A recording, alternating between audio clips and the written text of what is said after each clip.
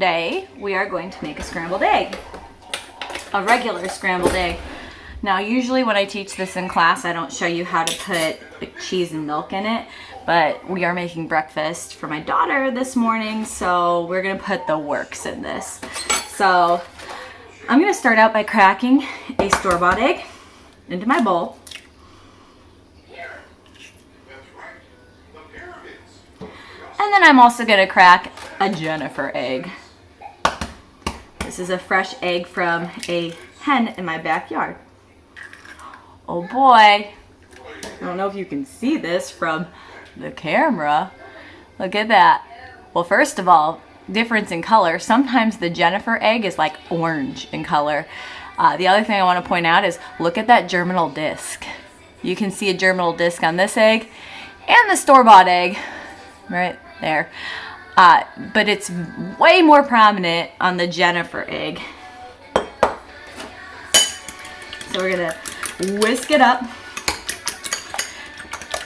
We didn't break any shell off into this egg, but if we did, you can use the shell to get the shell out, which is kind of a fun fact because it's sometimes really hard to use your fingers or a fork to try to get the shell out. So good to keep in mind. And I'm gonna put about a tablespoon and a half-ish.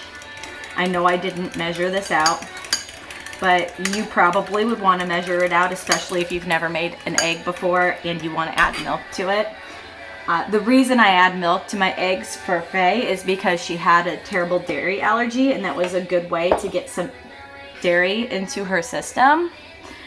I continue to add the milk just because she likes the way it tastes, so you can do that too. Now usually when I spray my PAM over my pan, I do it over the sink because I don't want to get anything on the burners on the stove, and I don't want to just make a mess with it. So the sink's a great place because it'll catch it, but I just wanted to show you on camera and I didn't want to have to unhook the camera and go over to the sink, so keep that in mind.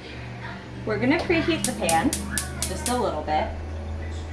I'm gonna turn this on my stove to between a 2 and a 1 because I have a really large flame. It's still smaller than the pan itself, which we learned is not wasting energy, but because this flame is so large, I have to turn mine extra low.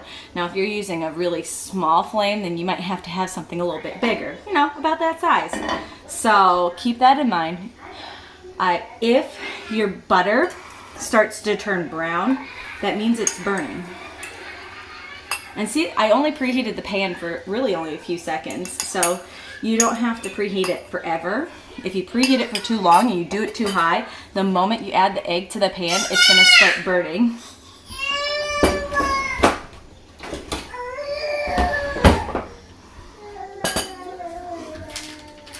Now I'm gonna add some cheese to the egg because Faye loves the cheese as well as the fact that I want to add some dairy to it.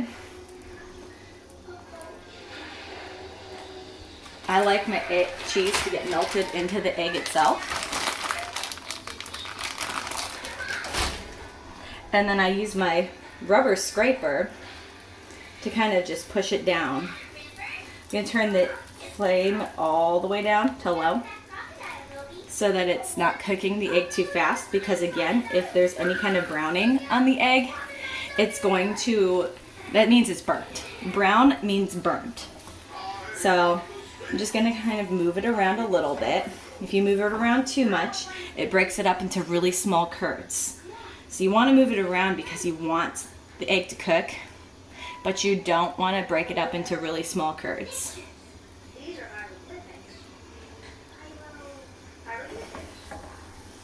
I like my rubber scraper because one, it's heat proof to like 500 degrees.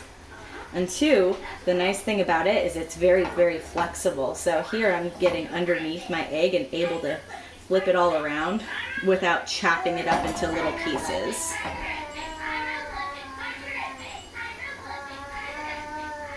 Oh, there we go. And then of course, eventually I am gonna start like moving it around like you're used to with a scrambled egg. But see, I'm just kind of flipping it around right now and pressing it to get all that liquidy egg to touch the pan to cook.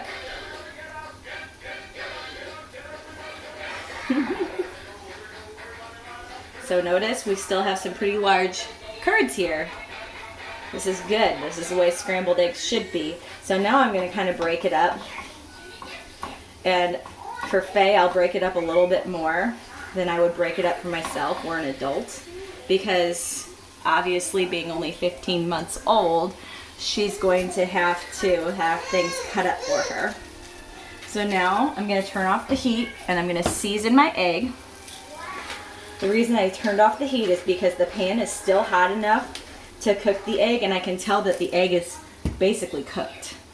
So now I mix it around to distribute the seasoning, and that is the scrambled egg. So I'm going to put it on her paper plate here. And give it to her once it has cooled. There you go. Look at that beautiful scrambled egg. Oh, yum, yum.